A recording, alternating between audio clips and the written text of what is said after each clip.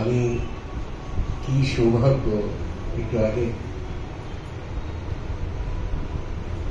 কিরণ ভাই বললেন না, তিনি করেন, তার কৃপা না হলে ডাক আসে না।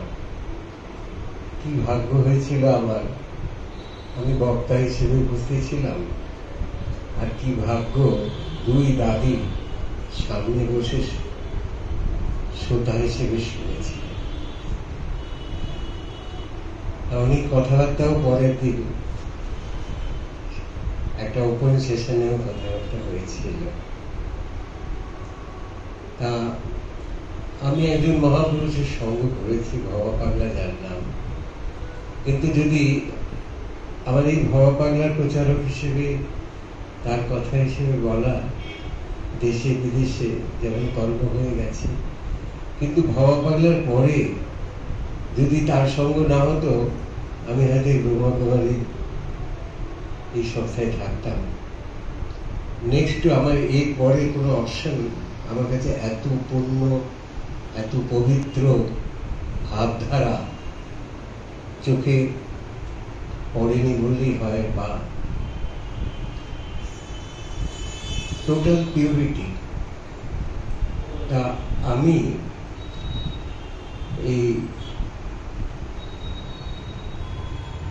পূজ্যপাদ কিরণ ভাই যে কথাগুলো বললেন, এতক্ষণ 1 ঘন্টা ধরে শুনলাম,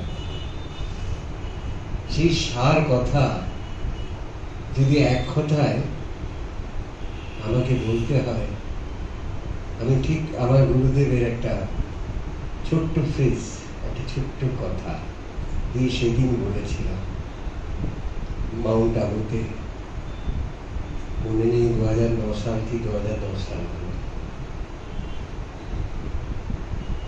আমি মাত্র 1 ঘন্টা সময় পেয়েছিলাম। আমি জেনেছিলাম যেদিন আমি বক্তা হিসেবে যাচ্ছি, এটা একটা অ্যাক্সিডেন্ট।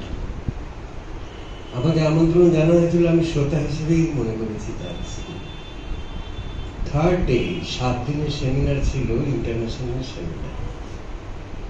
7 দিনের সেমিনারে 3rd ডে যখন লাঞ্চে আমি প্যাম্পলেট দেখছি আমার নাম বক্তা হিসেবে।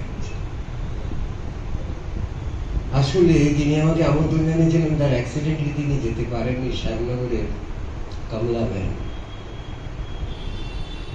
পুরো কথাটা আমাকে বলতেও পারেনি, কিন্তু আমি